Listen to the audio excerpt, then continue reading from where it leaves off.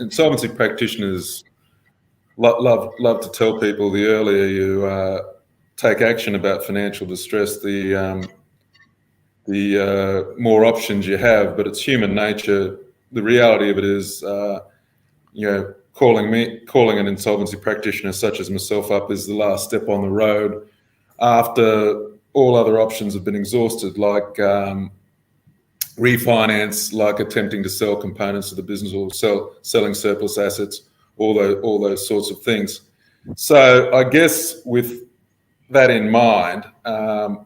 when a client approaches a finance broker with clear evidence of financial distress, it's probably an idea to,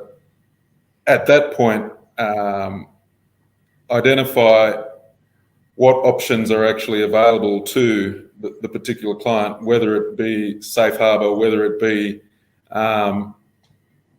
even SBR, but to actually identify a plan at that point, and then in terms of how you're going to get out, how the client's going to get out of distress, and then monitoring that plan. You give yourself, for instance, you give yourself 2 months to and make milestones sort of business in terms of, and the client needs to make milestones or in terms of how they're going to go about resurrecting their business, because not having a plan does lead to suboptimal results, and obviously having a plan and not implementing it and not monitoring it is going to end up with somebody knocking on the doorstep of a liquidator and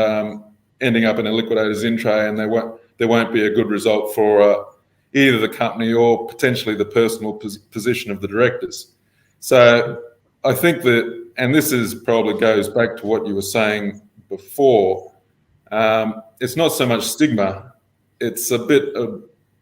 about directors having an idea of losing control with these things.